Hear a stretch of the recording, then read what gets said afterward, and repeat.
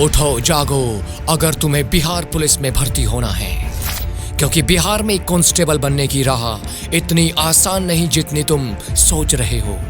अगर चाहिए वर्दी तो तुम्हें चीते की तरह दौड़ना होगा। अगर चाहिए वर्दी तो तुम्हें कंगारू की तरह कूदना होगा। अगर चाहिए वर्दी तो तुम्हें एक योद्धा की तरह गोला दागना होगा। अपने सपनों के लिए, माँ बाप और अपनों के लिए तुम्हें तपना होगा। तुम्हें सूरज की तरह जलना होगा। तुम क्यों चिंता करते हो परीक्षा की, जब एसएससी मेकर ने जिम्मेदारी ली है तुम्हारी शिक्षा की। बिहार पुलिस की सबसे जबरदस्त तैयारी कराने के लिए एसएससी मेकर लेकर आया है महावीर बैच, जो देता है आपको बिहार पुलिस में 100% सिलेक्शन की गारंटी। तो बिना देरी किए आज ही ज्वाइन करें एसएससी मेकर का महावीर बैच और करें अपने सिलेक्शन को पक्का। अधिक जानकारी के लिए आप एसएससी मेकर ऐप डाउनलोड करें और दिए गए नंबर पर कॉल करें। पहला क्वेश्चन है कि भारत के साथ व्यापारिक संबंध सबसे पहले किस देश ने स्थापित किए? Which country first establish trade relation with India? है ना, भारत के साथ में। जब आपने देखा होगा, आपसे ये क्वेश्चन बनता है कि सबसे पहली विदेशी कंपनी भारत में कौन आई, या क्वेश्चन बनता है कि सबसे पहले विदेशी कौन थे जो भारत में आए, ये क्वेश्चन बन सकता है। तो वही इसका फॉर्मेट है। तो भारत में आने वाले जो सबसे पहले विदेशी थे ये पुर्तगाली थे, पुर्तगीज जिनको हम कहते हैं। क्या कहते हैं? पुर्तगीज जिनको हम कहते हैं। ऑप्शन नंबर आपका ए सही हो जाएगा। आपने पढ़ा भी होगा कि वास्को डी गामा के बारे में हमने सुना होगा, जो कि कैप होप गुड होप के रास्ते भारत आया था। ठीक है ना, ये खोज करने के लिए चला था अमेरिका की, लेकिन इसने भारत को खोज निकाला और ये भारत के कालीकट नामक स्थान पर पहुंचा था। कहां पर? कालीकट नामक स्थान पर। तो सबसे पहले जो भारत आने वाले विदेशी थे 1498, ये थे पुर्तगीज, या जिसको पुर्तगाली हम कहते हैं। और जो भारत में सबसे पहले पुर्तगाली थे ये थे वास्को डी गामा। कौन थे? वास्को डी गामा भारत की यात्रा पर आए थे। तो आपसे ये भी पूछा जा सकता है। अब आपसे मैं यहाँ पर एक क्वेश्चन पूछता हूँ, आपको सभी बच्चों को कमेंट में आंसर करना है। जो भी मैं आपसे क्वेश्चन पूछूं उसका कमेंट में आपको बिल्कुल सच्चे ईमानदारी से आंसर करना होगा, बिल्कुल सच्चे मन के साथ में, है ना। आपको बताना है कि अंग्रेज भारत आने वाले कौन से नंबर के विदेशी थे। अंग्रेज भारत आने वाले कौन से नंबर के विदेशी थे, ध्यान रखना। एक क्वेश्चन मैं आपको यहाँ पर फिर बताऊंगा। पुर्तगीज जो थे ये सबसे पहले भारत आए और सबसे लास्ट में यहाँ पर रहे, सबसे लास्ट तक यहाँ पर रहे। सबसे पहले आए और सबसे आखिरी तक यहाँ पर रहे, सबसे आखिरी तक यहाँ पर रहे, आखिरी तक यहाँ पर रहे हैं। ठीक है, यानी कि गोवा लास्ट इनसे हमने स्वतंत्र कराया था, आजाद कराया था। बात आपके याद वो होगी, है ना। चलिए नेक्स्ट है, महात्मा गांधी की पत्रिका हरिजन किन भाषाओं में प्रकाशित होती थी? केवल अंग्रेजी में, केवल हिंदी व अंग्रेजी में, अंग्रेजी व गुजराती में, अंग्रेजी हिंदी व गुजराती में? बड़ा अच्छा क्वेश्चन है, इसको आप पढ़ेंगे कि जो महात्मा गांधी की पत्रिका थी हरिजन, महात्मा गांधी की जो पत्रिका थी हरिजन, ये महात्मा गांधी की पत्रिका हरिजन किस भाषा में प्रकाशित होती थी? किस भाषा में ये प्रकाशित होती थी, बताएंगे?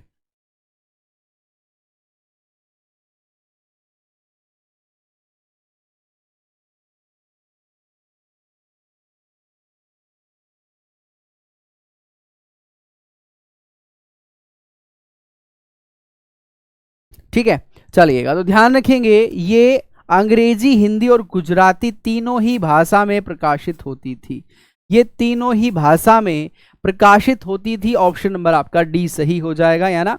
इन which language was Mahatma Gandhi's magazine Harijan publish? तो ये इंग्लिश में, हिंदी में और गुजराती तीनों ही भाषा में इसको प्रकाशित हुआ जाता था या कराया जाता था। ठीक है, नेक्स्ट क्वेश्चन है कि the Indian war of independence नामक पुस्तक किसने लिखी है? दोबारा से क्वेश्चंस को ध्यान से पढ़िएगा। क्या कहना चाहता है? कहना चाहता है कि एक पुस्तक है, क्या है? एक पुस्तक है जिसका नाम क्या है? The Indian war of independence. ये पुस्तक किसने लिखी है? ये पुस्तक किसने लिखी है? The Indian war of dependence. तो ये विनायक दामोदर सावरकर के द्वारा इसको लिखा गया। किसके द्वारा? विनायक दामोदर सावरकर के द्वारा इसको लिखा गया। और ये 1909 में पहली बार प्रकाशित की गई। कब? 1909 में इसको पहली बार नीदरलैंड से प्रकाशित किया गया था। कहाँ से? नीदरलैंड से इसको पहली बार प्रकाशित किया गया था। तो ऑप्शन नंबर आपका क्या हो जाएगा? ऑप्शन नंबर आपका यहाँ पर डी सही हो जाएगा। Who wrote the book the Indian war of independence. तो ये विनायक दामोदर सावरकर के द्वारा इसको लिखा गया। नेक्स्ट है 18 फरवरी, ध्यान से सुनिएगा। 18 फरवरी 1911 में हवाई जहाज ने पहली कमर्शियल उड़ान भरी। उड़ान किन दो स्थानों के बीच भरी गई थी? ये मुंबई से पुणे के बीच में, इलाहाबाद से नैनी के बीच में, आगरा से दिल्ली के बीच में, या फिर मुंबई से नासिक के बीच में।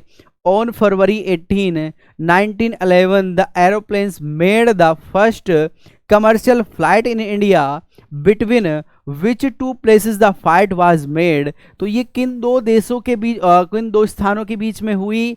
इलाहाबाद से नैनी के बीच में पहली उड़ान भरी गई थी, जो कि 18 फरवरी 1911 में ये पहली उड़ान भरी गई थी। ठीक है ना, दोनों ही चीज़ें आपको याद रखनी है। तारीख भी आपसे पूछी जा सकती है और ये जगह भी आपसे पूछी जा सकती है। तो ये इलाहाबाद से नैनी के बीच में, किसके बीच में? इलाहाबाद से नैनी के बीच में। मुंबई से थाने के बीच में, है ना, मुंबई से थाने के बीच में एक जगह आपके याद होगी, है ना, आपके दिमाग में चल रहा होगा कि मुंबई से थाने के बीच में क्या हुआ था। तो यहाँ पर रेलगाड़ी चलाई गई थी। क्या चलाई गई थी? रेलगाड़ी भाई चलाई गई थी। तो ऑप्शन क्या हो जाएगा? ऑप्शन आपका वहाँ पर हो जाएगा, ठीक है ना, ये मुंबई से थाने के बीच में। चलिएगा भाई, नेक्स्ट क्वेश्चन है कि ईस्ट इंडिया कंपनी ने अपने सिक्के किस मुगल शासक के नाम पर जारी किए? ये जहांगीर के, फरुखशियर के, मोहम्मद शाह के, या जादिर शाह के? बड़ा अच्छा क्वेश्चन है, इसको आप पढ़िएगा एक बार ध्यान से। क्या कहना चाहता है? ये कहना चाहता है कि ईस्ट इंडिया कंपनी ने अपने सिक्के किस मुगल शासक के नाम से चलाए। ठीक है, तो ये चार ऑप्शन आपको दिए गए हैं। इसमें चार ऑप्शन आपको दिए गए हैं। ये जहांगीर है, आपका फरुखशियर है, या फिर मोहम्मद शाह है, या फिर जादिर शाह है। East India company issue it's coin in the name of which Mughal ruler. तो ये फरुखशियर के नाम से ये सिक्के चलाए गए हैं। किसके? फरुखशियर के नाम से ये सिक्के चलाए गए हैं। ऑप्शन नंबर आपका बी यहाँ पर सही हो जाएगा। कौन सा है? ऑप्शन नंबर बी सही हो जाएगा, है ना। तो ये आपको ध्यान रखना है। बौद्ध धर्म से संबंधित नागसेन और मिंडार फर्स्ट के बीच में बातचीत किस पुस्तक में दर्ज है? बड़ा अच्छा क्वेश्चन है ये, है ना। तो ये बौद्ध धर्म से संबंधित थे, नागसेन और मिंडार थे, ठीक है, जिनको मिलिंद भी कहा जाता है। इनका दूसरा नाम मिलिंद भी है। तो इनके बीच में तर्क वितर्क हुए धर्म को लेकर। तो इन दोनों की जो बातचीत है, इसको क्या कर लिया गया? इसको संग्रहित कर लिया गया और उसका नाम हमने दिया, जिसको मिलिंद पन्हो कहा जाता है। क्या कहा जाता है? मिलिंद पन्हो इसको कहा जाता है।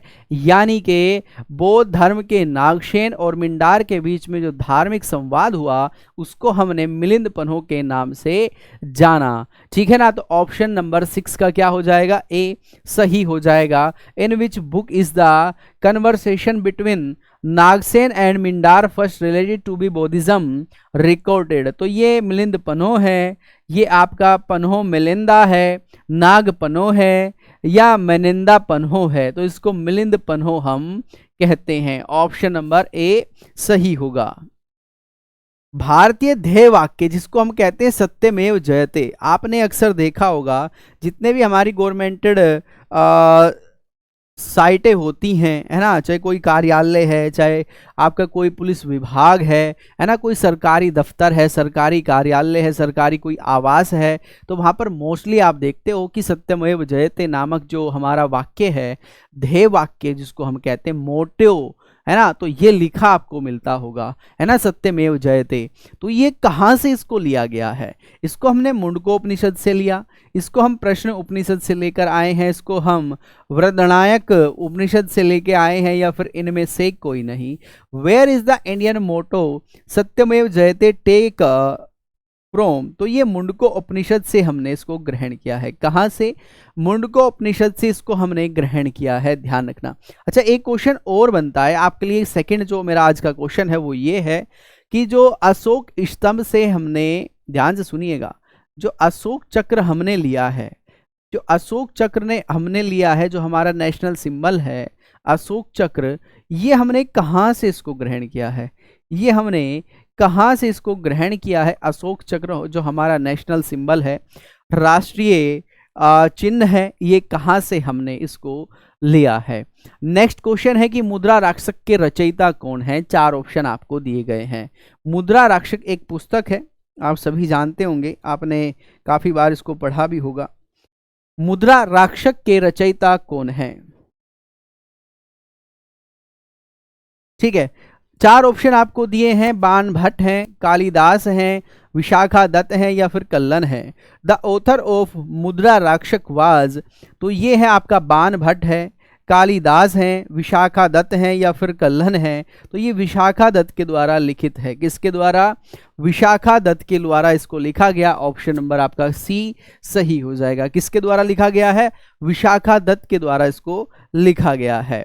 ऋग्वेद में सबसे ज्यादा उल्लेखित नदी कौन सी है? बड़ा अच्छा क्वेश्चन है, प्यारा सा क्वेश्चन है, इसको देखिएगा। ठीक है ना, यहाँ से आपसे 1-2 क्वेश्चन और बन सकते हैं। जैसे आपसे पूछा जा सकता है कि सबसे ज्यादा बार जो उल्लेख है तो पूछ ही लिया, सबसे पवित्र नदी भी आपसे पूछी जा सकती है। तो ऋग्वेद में सबसे ज्यादा उल्लेखित नदी कौन सी है? सिंधु है, चेनाब है ना, और सरस्वती है, गंगा है। सबसे ज्यादा बार जो उल्लेखित नदी है ये सरस्वती नदी है भाई। सरस्वती नदी सबसे ज्यादा बार उल्लेखित है। तो ऑप्शन नंबर क्या हो जाएगा? ऑप्शन नंबर आपका यहाँ पर सी सही हो जाएगा। सबसे महत्वपूर्ण नदी की श्रेणी में इसको रखा गया है। जो सबसे महत्वपूर्ण श्रेणी नदी है, सबसे महत्वपूर्ण नदी का अगर किसी को टैग दिया गया तो वो सिंधु नदी को दिया गया, और सरस्वती नदी जो है इसका सबसे ज्यादा बार उल्लेख है, इसका सबसे ज्यादा बार उल्लेख किया गया है। तो आपको याद रखना है, आपसे पूछा जा सकता है कि सबसे ज्यादा बार जो उल्लेख है ये किस नदी का है? तो ये आपकी सिंधु नदी का महत्वपूर्ण है, सरस्वती नदी का सबसे अधिक बार उसमें उल्लेख आपको देखने को मिल जाएगा। भारत में मदरसों की स्थापना में संविधान का कौन सा अनुच्छेद मददगार है? ठीक है ना, जो आप क्या कर सकते हो? मदरसों की स्थापना कर सकते हो। क्वेश्चन नंबर 10 बड़ा इंपॉर्टेंट है, ध्यान रखना। आर्टिकल 28 है, आर्टिकल 29 है, आर्टिकल 30 है, आर्टिकल 31 है। ठीक है ना, तो यहाँ पर आपको एक चीज समझनी है, ये आपसे ही मैं क्वेश्चन कराऊंगा। जब आप पढ़ते हो 14 से 18 आर्टिकल आप पढ़ते हो तो आप यहाँ पर समानता का अधिकार पढ़ते हो। किसका? समानता का अधिकार आप यहाँ पर डिस्कस करते हो। ठीक है ना, इसके बाद आप यहाँ पर क्या डिस्कस करते हो? 19 से 22। 19 से 22 में आप क्या पढ़ते हो? स्वतंत्रता का अधिकार। किसका? स्वतंत्रता का अधिकार आप डिस्कस करते हो। ठीक है ना, किसका? स्वतंत्रता का अधिकार। इसके बाद आप 23 से 24 क्या डिस्कस करते हो? ये डिस्कस करते हो आप यहाँ पर शोषण के विरुद्ध अधिकार। यहाँ पर आपको शोषण के विरुद्ध अधिकार पढ़ने का मौका मिलता है। ठीक है ना, इसके बाद आपका आता है 25 से 28। आर्टिकल 25 से जब 28 आप जाओगे तो आपको धार्मिक स्वतंत्रता का अधिकार मिलेगा। किसका? धार्मिक स्वतंत्रता का अधिकार आपको मिलने वाला है।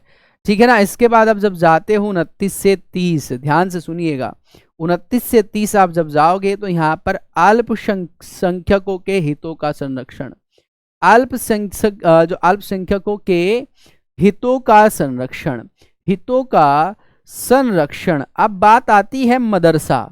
मदरसे कौन चलाते हैं भाई? जो मुस्लिम समुदाय है ना, जो मुस्लिम लोग हैं, मुस्लिम समुदाय है, उनका संबंध मदरसों से है। तो अब हमारे पास ऑप्शन बचते हैं तो, यानी कि 29 और 30, क्योंकि ये भी गया और ये भी गया। आपको बताना है इनमें 29 सही है या 30 सही। ये आज का आपका होमवर्क है। मैंने आपको इन डिटेल सारी चीज़ें बता दी, जो आपको कन्फ्यूज़न होने वाला था वो मैंने आपको बाहर कर दिया। केवल 2 ऑप्शन आपके लिए मैंने यहाँ पर शेष रखे। ये आपका धार्मिक स्वतंत्रता से संबंधित है, ये आपका अनुच्छेद 31 आपके संपत्ति के अधिकार से, जिसको राइट टू प्रॉपर्टी हम कहते थे, उससे ये संबंधित है। ये दोनों बाहर हो चुके हैं। अब आपके सामने ऑप्शन बचे 29 और 30। इनमें से आप बताइएगा कौन सा सही है। और ये जो मैंने लिखा मूल अधिकार, ये आपके मैच द फॉलोइंग आपसे कराएगा, आपसे इनका मैच द फॉलोइंग भी करा सकता है, तो इनको भी याद रखेंगे, इनको भी आपको याद रखना है। चलिए, कोई अकेला मंत्री किसके द्वारा हटाया जा सकता है? बड़ा इंपॉर्टेंट क्वेश्चन है। देखने में आपको छोटा सा लग रहा होगा कि भाई छोटा सा क्वेश्चन है, लेकिन काफी इंपॉर्टेंट है। कोई अकेला मंत्री कैसे हटाया जा सकता है? प्रधानमंत्री इसको हटाते हैं, राष्ट्रपति इसको हटाते हैं, उपराष्ट्रपति इसको हटाते हैं, या फिर लोकसभा अध्यक्ष इसको हटाते हैं। By whom can is a single minister the removed? तो सिंगल मिनिस्टर को कौन रिमूव कर सकता है? हमारे राष्ट्रपति इसको रिमूव कर सकते हैं। लेकिन आपको एक चीज यहां पर समझनी है, आपको एक चीज यहां पर समझनी है, इनको प्रधानमंत्री कहेंगे, है ना, प्रधानमंत्री की सलाह पर। किसकी सलाह पर? प्रधानमंत्री की सलाह पर। या प्रधानमंत्री इनको क्या करते हैं? सजेस्ट करते हैं कि ये फला व्यक्ति या फला जो मंत्री है, इसको इसके पद से हटाया जाना चाहिए। मंत्री स्वयं भी अपने पद से हट सकता है, प्रधानमंत्री की कहने पर भी हट सकता है। लेकिन कभी कभी ऐसा होता है कि प्रधानमंत्री के कहने से कोई मंत्री अपना इस्तीफा नहीं देता, है ना। तो प्रधानमंत्री अपने रिकमेंडेशन किसको भेजता है? राष्ट्रपति के पास में, और राष्ट्रपति उस व्यक्ति को अपने पद से क्या कर सकते हैं? रिमूव कर सकते हैं, क्योंकि उनका ये अधिकार है। इनको शपथ कौन दिलाता है? आपसे ये क्वेश्चन भी यहाँ पर बन सकता है कि जो मंत्री होते हैं, इनको शपथ दिलाने का कार्य किसका होता है? तो इनको शपथ दिलाने का कार्य भी हमारे राष्ट्रपति का ही होता है, प्रधानमंत्री की सलाह पर। प्रधानमंत्री की सलाह पर इनको शपथ भी हमारे राष्ट्रपति ही दिलाते हैं, इसलिए इनको इनके पद से हटाने के लिए भी राष्ट्रपति ही जिम्मेदार होते हैं। विधानसभा द्वारा बनाए गए विधेयक को क्या कहा जाता है? बड़ा अच्छा सा क्वेश्चन है। इसको धन विधेयक कहेंगे, विधि या वैधानिक कानून इसको कहेंगे, बजट कहेंगे, या फिर इनमें से कोई नहीं। ध्यान से सुनिएगा। What is the bill made by the assembly cold? Assembly cold, ठीक है ना। ध्यान से सुने, मैंने आपको बोला था विधान का मतलब होता है कानून। विधान जो शब्द है इसका मतलब होता है कानून, और सभा का मतलब आप सभी जानते हैं, ठीक है ना। सभा या संगठन या कोई सदन, है ना, इसको हम सभा कहते हैं। तो कानून बनाने की जो सभा है, कानून बनाने का जो सदन है, इसको विधानसभा कहा जाता है। तो यहाँ पर जो भी कानून बनते हैं, इसको हम क्या कहेंगे? इसको हम विधानिक या वैधानिक कानून कहते हैं, या फिर एक शब्द इनके लिए यूज किया जाता है जिसको हम अधिनियम कहते हैं। जिसको हम क्या कहते हैं? अधिनियम कहते हैं। ये शब्द भी यूज किया जाता है। क्या यूज किया जाता है? अधिनियम शब्द भी इनके लिए यूज किया जाता है। तो ऑप्शन क्या हो जाएगा? बी सही हो जाएगा। अगर मैं बात करता हूं आपके केंद्र स्तर पर, तो जो हमारी संसद है, संसद के 2 यहाँ पर सदन है, एक है लोकसभा और एक है हमारा राज्यसभा। क्या है? राज्यसभा, ठीक है ना। इसके बाद ये दोनों सदनों से जब बिल पास हो जाता है, तो ये हमारे राष्ट्रपति के पास जाता है। किसके? राष्ट्रपति। राष्ट्रपति के पास बिल पास होने के बाद ये अधिनियम बन जाता है, वैधानिक कानून बन जाता है। इसी प्रकार से ये प्रक्रिया हमारे राज्य स्तर पर भी लागू होती है। यानी कोई बिल अगर एक सदनीय व्यवस्था है, तो एक सदन से पास होने के बाद हमारे राज्यपाल के पास जाएगा। अगर द्विसदनीय व्यवस्था है, तो दोनों सदनों से पास होने के बाद हमारे राज्यपाल के पास जाएगा। अगर वो उस पर हस्ताक्षर करते हैं, तो वो क्या बन जाता है? अधिनियम वो बन जाता है ना। चलिए, भारत में एक विधेयक संसद का अधिनियम कब बनता है? बड़ा अच्छा क्वेश्चन है, देखिएगा क्या कहना चाहता है।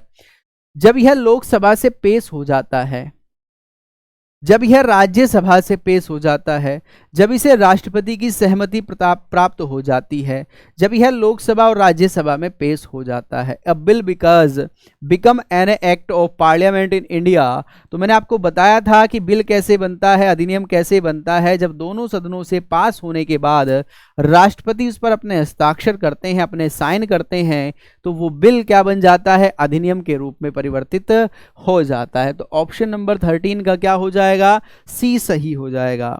केंद्र सरकार के खिलाफ अविश्वास प्रस्ताव किसमें लाया जाता है या पेश किया जाता है। अभी आपने देखा होगा मोदी सरकार के खिलाफ अविश्वास प्रस्ताव लाया गया था। यह केवल लोकसभा में लाया जाता है या केवल राज्यसभा में लाया जाएगा, यह केवल लोकसभा और राज्यसभा में लाया जाएगा, राष्ट्रपति के आदेश से इसको लाया जाएगा। क्या आप बता सकते हैं, ठीक है ना, क्या आप बता सकते हैं कि भाई अविश्वास प्रस्ताव किस में लाया जाता है, अविश्वास प्रस्ताव किस सदन में लाया जाता है।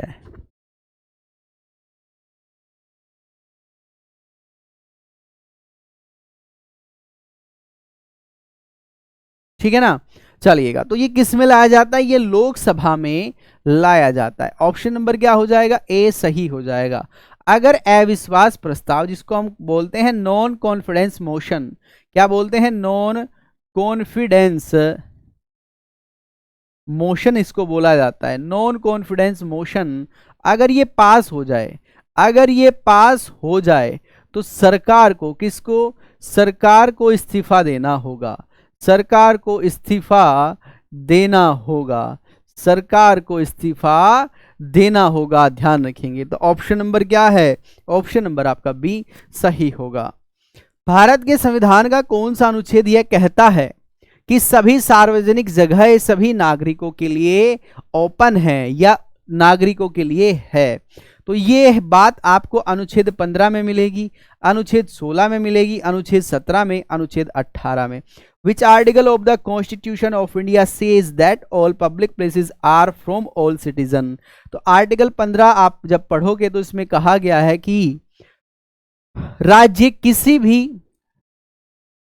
केवल किसी भी जाति, लिंग, मूल निवास, जन्म स्थान, मूल वंश के आधार पर किसी भी सार्वजनिक स्थान के लिए भेदभाव नहीं करेगा। यानी कि जितने भी पब्लिक प्लेसेस हैं ये सभी के लिए ओपन है, चाहे वो किसी भी कास्ट से है, चाहे वो किसी भी रिलीजन से है, चाहे वो किसी भी जगह उसका मूल निवास है ना, किसी भी जगह पर उसका जन्म हुआ है, तो इस आधार पर क्या नहीं किया जाएगा, भेदभाव नहीं किया जाएगा। आर्टिकल 16 लोक नियोजन से संबंधित है, किससे, लोक नियोजन से संबंधित है, ठीक है ना। आर्टिकल 17 ये अनटचेबिलिटी से संबंधित है, जिसको अस्पृश्यता हम कहते हैं, क्या कहते हैं, अस्पृश्यता इसको कहा जाता है। अनुच्छेद 18 उपाधियों का अंत, उपाधियों का अंत, उपाधियों का अंत इसको कहा जाता है, ठीक है। तो ऑप्शन नंबर क्या हो जाएगा, ऑप्शन नंबर आपका यहाँ पर ए सही हो जाएगा।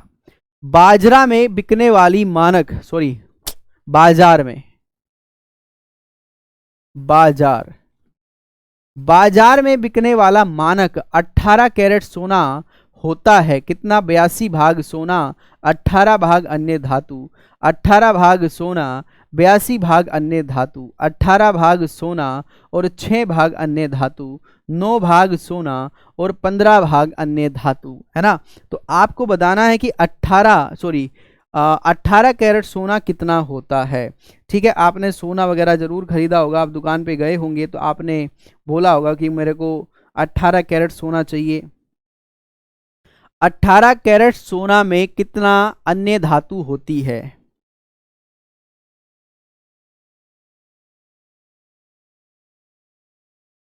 ना। तो इसमें 18 भाग सोना और 6 भाग अन्य धातु होती है। 18 भाग क्या होगा, सोना होगा और 6 भाग अन्य धातु, 6 भाग अन्य धातु, इसी को 18 कैरेट सोना, क्योंकि शुद्ध सोने से आभूषण नहीं बनाया जा सकता, आप ये जानते भी होंगे। जो प्योर गोल्ड होगा उससे आप आभूषण नहीं बना पाओगे, है ना। चलिए, कीवी पक्षी पाया जाता है, जो कीवी पक्षी है ये कहाँ पर पाया जाता है, ये दक्षिण अमेरिका में, भारत में, न्यूजीलैंड में या फिर पूर्वी इंडीज में पाया जाता है। Kiwi bird is pound. तो ये न्यूजीलैंड में पाया जाता है और ये यहाँ का राष्ट्रीय पक्षी है। कैसा? ये यहाँ का राष्ट्रीय पक्षी है। ऑप्शन आपके सामने वहां पर मिल जाएगा। तो ऑप्शन नंबर 17 का सी सही हो जाएगा भाई, है ना। कौन सा पक्षी उड़ नहीं सकता? मोर है, बत्तख है, स्टॉर्क है या फिर एमू है। विच बर्ड कैन नॉट फ्लाई, है ना। बड़ा अच्छा क्वेश्चन है, आसान सा क्वेश्चन है, लेकिन आपको शायद कुछ बच्चों को ये जानकारी ना हो, है ना, कि निम्नलिखित में से कौन सा पक्षी उड़ नहीं सकता। विच बर्ड कैन नॉट फ्लाई, कौन सा पक्षी उड़ नहीं सकता।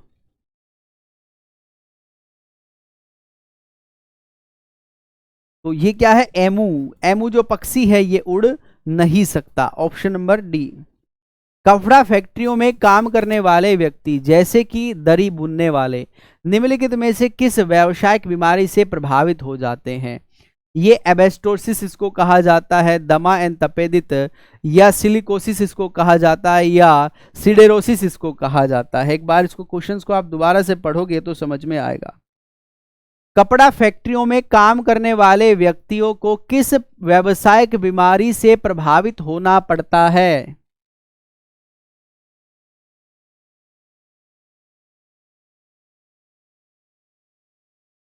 ठीक है, तो इसको क्या कहते हैं? इसको हम एस्बेस्टोसिस कहते हैं। एस्बेस्टोसिस इसको कहा जाता है। ऑप्शन नंबर ए सही हो जाएगा। क्या कहते हैं इसको? एस्बेस्टोसिस इसको हम कहते हैं। एस्बेस्टोसिस इसको कहा जाता है भाई। चलिएगा, निम्नलिखित में से कौन सा रोग संक्रमण है? मलेरिया है, मधुमेह है, हाइपरटेनस है, टेंशन जिसको हम कहते हैं, या फिर इनमें से कोई नहीं। ठीक है ना, इनमें से कौन सा रोग संक्रमण के द्वारा फैलता है?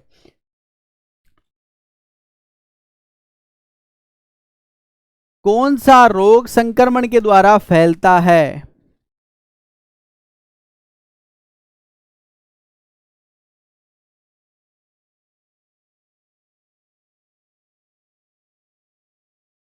तो इसको हाइपरटेसिस या हाइपरटेंशन, मधुमेह, मलेरिया या फिर इनमें से कोई नहीं। एक बार कमेंट में सभी बच्चों को आंसर करना है। ठीक है, तो आप क्वेश्चन नंबर बी का आपके लिए तीसरा क्वेश्चन है। आपको बताना है कि संक्रमण के द्वारा कौन सा रोग फैलता है ना। सभी बच्चे आंसर करेंगे। पेड़ पौधे में जाइलम मुख्यतः जिम्मेदार है आहार वहन के लिए, अमीनो एसिड वहन के लिए, जल वहन के लिए, या ऑक्सीजन वहन के लिए। किसके लिए? यानी कि ये पेड़ पौधों में इसके जड़ों से इसके पत्तियों तक क्या पहुंचाता है? जाइलम का मुख्य कार्य क्या है? जाइलम का मुख्य कार्य क्या है? जाइलम का मुख्य कार्य है जल संवहन को आपूर्ति करना। ठीक है ना, जिसकी जल वहन की आपूर्ति करना, यानी कि जड़ों से ये पूरे पौधे में जल पहुंचाता है। ठीक है ना, पूरे पौधों में पानी की आपूर्ति को सुनिश्चित करता है। वह कौन सा पौधा है जो अपने भोजन के लिए कीटों को पकड़ता है? इसको डहेलिया कहते हैं, साल्विया कहते हैं, यूट्रिकुलेरिया इसको कहा जाता है, या बालसम इसको हम कहते हैं, है ना। तो वह कौन सा पौधा है जो अपने भोजन के लिए कीटों को पकड़ता है? जो छोटे छोटे कीट होते हैं उनको पकड़ता है। इसको हम क्या कहते हैं? इसको हम डहेलिया कहते हैं, साल्विया कहते हैं, है ना, या फिर इसको हम यूटिकुलेरिया कहा जाता है। क्या इसको कहा जाता है? इसको क्या कहा जाता है भाई? तो इसको यूटिकुलेरिया हम कहते हैं। क्या कहते हैं? यूटिकुलेरिया इसको कहा जाता है।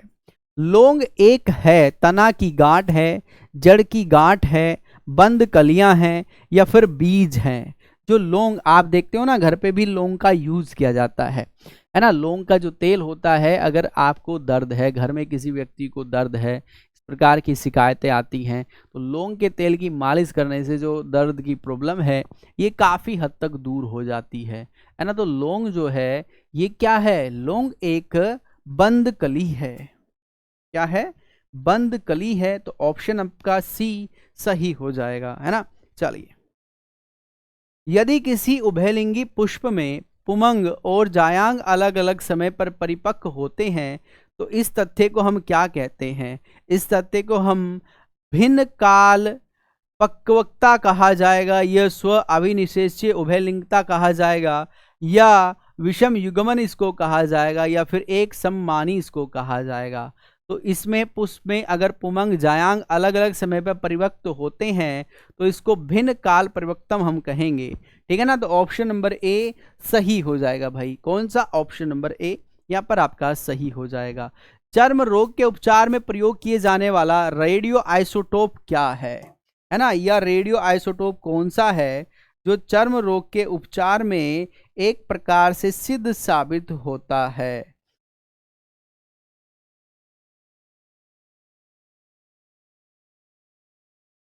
चर्म रोग के उपचार में प्रयोग किए जाने वाला रेडियो आइसोटोप क्या है?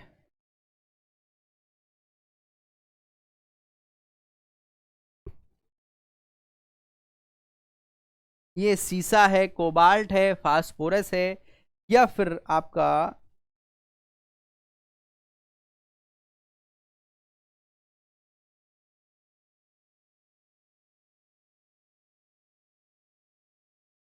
ठीक है, which radio isotope use to be in a treatment of skin disease? तो इसमें रेडियो फास्फोरस का यूज किया जाता है। किसका? रेडियो फास्फोरस का इसमें यूज किया जाता है। क्वेश्चन नंबर 25 का सी सही हो जाएगा। फोटोग्राफी में मुख्य रंग कौन से होते हैं? फोटोग्राफी में मुख्य रंग कौन से होते हैं? ठीक है, तो फोटोग्राफी में 3 रंग मुख्यतः होते हैं जिसको हम कहते हैं लाल, हरा और नीला। क्या कहते हैं? लाल, हरा और नीला इसको कहा जाता है। लाल, हरा, नीला, ऑप्शन नंबर सी है ना। What are the main colour in photography? तो इसमें रेड कलर आएगा, इसमें आपका ब्लू कलर आएगा और इसमें आपका ग्रीन कलर आएगा, है ना। तो ये 3 कलर इसमें मुख्यतः पाए जाते हैं फोटोग्राफी में। दूध को माथने पर क्रीम अलग हो जाती है, इसका कारण क्या है? गुरुत्वीय बल है, अभिकेंद्रीय बल है, अपकेंद्रीय बल है, या घर्षण बल है? On turning the milk the cream separate it has reason. तो इसको हम कहते हैं अभिकेंद्रीय बल। कौन सा बल? अभिकेंद्रीय बल इसको कहा जाता है, जिससे क्रीम अलग हो जाती है ना। तो ऑप्शन नंबर 27 का बी सही हो जाएगा। एमआरआई मशीन में कौन सा प्रयोग किया जाता है? निम्न में से किसका प्रयोग किया जाता है? तो ध्यान रखिएगा, एमआरआई मशीन में निम्न में से किसका प्रयोग किया जाता है? किसका? ध्वनि तरंगों का, एक्स किरणों का, परासव्यक किरणों का, या चुंबकीय किरणों का? तो इसमें चुंबकीय तरंगों का प्रयोग किया जाता है। किसका? चुंबकीय तरंगों का इसमें प्रयोग किया जाता है। ठीक है, पानी की एक बाल्टी को केवल एक हाथ से ले जाने के बजाय दोनों हाथों को अलग अलग बजाय बाल्टियों को अलग अलग दोनों हाथों में ले जाना आसान होता है, क्योंकि बाल्टियों का भार संतुलित होता है। गुरुत्व केंद्र शरीर में होता है, गुरुत्व केंद्र तथा संतुलन केंद्र पैरों में होता है। बाल्टिया का परिणामी भार शून्य हो जाता है। जैसे आप एक बाल्टी लेकर चलते हो तो एक साइड आप झुक जाते होगे, है ना, ऐसे झुक जाते होगे, तब आप चलते होंगे। लेकिन अगर आप दोनों बाल्टियों को या दोनों हाथों में समान वेट की बाल्टी अगर आप रखते हो तो आपको चलने में थोड़ा आसानी रहती है, आपको उसको ले जाने में थोड़ा आसानी रहती है। ऐसा क्यों? क्योंकि आपके जो गुरुत्व केंद्र है वो पैरों पे आ जाता है। ठीक है ना, जो केंद्र आपका सेंट्रल फोर्स है ये आपके पैरों में आ जाता है, तो आपको इसमें प्रॉब्लम नहीं होती। ब्लैक बॉडी किसकी विकिरण को अवशोषित कर सकती है? जो ब्लैक बॉडी है ये केवल निम्न तरंग दैर्ध्य को, केवल मध्यम तरंग दैर्ध्य को, केवल उच्च तरंग दैर्ध्य को, ये सभी तरंग दैर्ध्य को, है ना। तो निम्न ब्लैक बॉडी किसकी विकिरण को अवशोषित कर सकती है?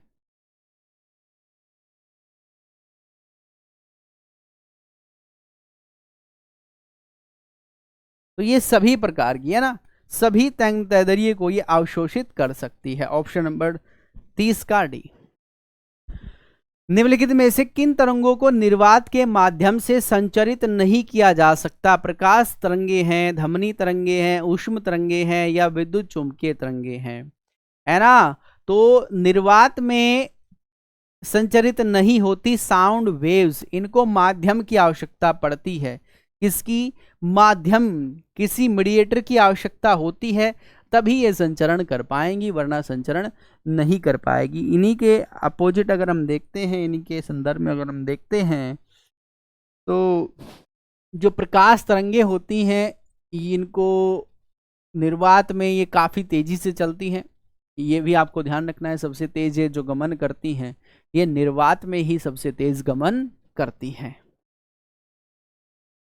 सिग्नल के लिए लाल बत्ती का प्रयोग किया जाता है क्योंकि इसका तरंग दीर्घ तरंग दैर्ध्य होता है, इसमें उच्च तीव्रता होती है, इसमें माध्यम में निम्न प्रकीर्णन होता है। ए और सी दोनों सही हैं। यानी कि इसकी जो दीर्घ तरंग दैर्ध्य होती है, इसकी वेवलेंथ ज्यादा होती है और इसका प्रकीर्णन निम्न, प्रकीर्णन का मतलब स्कैटरिंग जिसको हम बोलते हैं, या जिसको फैलाव बोला जाता है, इसका फैलाव बहुत कम होता है। इसीलिए इसका रेड जो लाइट है ना, रेड लाइट होती है, इसका इसी में यूज किया जाता है। ये दूर से ही आपको दिख जाए। कारकोंग हैंडलैम्प के प्रयुक्त दर्पण किस प्रकार के होते हैं? ये पल्लविक अवतल दर्पण है, समतल है, गोलीय है या फिर बेलनाकार है? What are the type of mirror use in headlamps of car? कारों के जो हेडलैम्प्स हैं ये किस प्रकार के होते हैं? अवतल दर्पण है, परविलय दर्पण है। कारों के दर्पण किस प्रकार के दर्पण होते हैं? ठीक है, तो ये कैसे होते हैं? ये अवतल दर्पण होते हैं। कैसे? अवतल दर्पण होते हैं। ऑप्शन नंबर आपका डी सही हो जाएगा भाई। आवर्धक लेंस वास्तव में क्या होता है? आवर्धक लेंस वास्तव में क्या होता है? ठीक है, एक मिनट, इसमें भाई ये करना है आपको।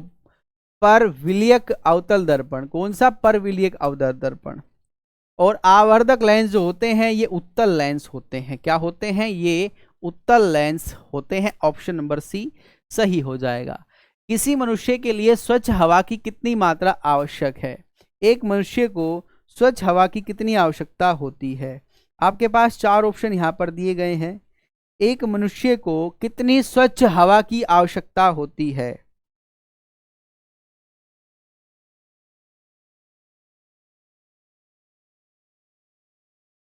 और 1000 घन फीट व्यक्ति पर 20 मिनट में, 1000 घन फीट व्यक्ति 20 सेकंड में, 1000 घन फीट वायु प्रत्येक 10 मिनट में, 1000 घन फीट वायु प्रत्येक 10 सेकंड में।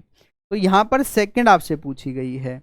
एक व्यक्ति को स्वच्छ हवा की प्रति मिनट कितनी आवश्यकता होती है?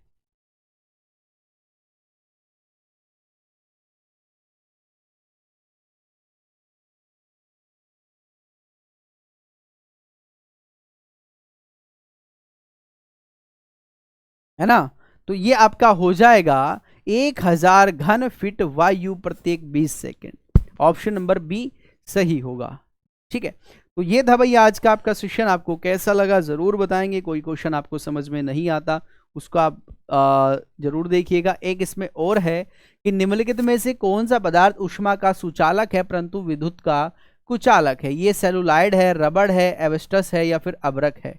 क्वेश्चन नंबर 13 होमवर्क है, एक बार सभी बच्चे इसका आंसर करेंगे। आसान सा क्वेश्चन है। इसके अलावा आप ध्यान रखिएगा, यहाँ पर आपका यूपी पुलिस के लिए सिपाही बैच है जिसमें आपको क्लास लाइव मिलेगी, क्लास नोट्स मिलेंगे।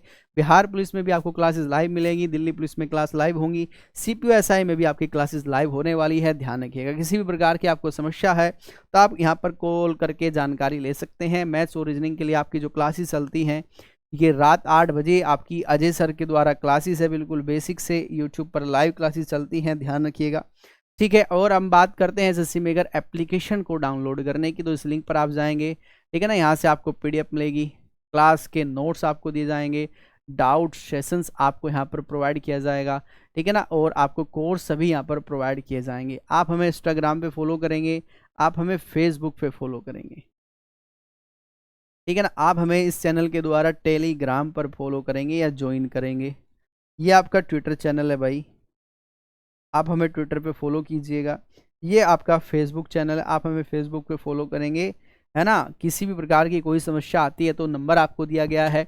तो ये आज आपका रिकॉर्डेड क्लास था। मैं उम्मीद करता हूँ कि बहुत बेहतर तरीके से आपने इस क्लास को देखा होगा, कंप्लीट देखा होगा। कोई समस्या आपको आती है तो उसको आप कमेंट बॉक्स में लिखना ना भूलिएगा। और बहुत जल्द हम लाइव क्लास में मिलने वाले हैं और सभी बच्चे सेशन को ज़्यादा से ज़्यादा लाइक करेंगे, शेयर करेंगे और मिलते हैं नेक्स्ट क्लास में। तब तक के लिए नमस्कार, जय हिंद, जय भारत।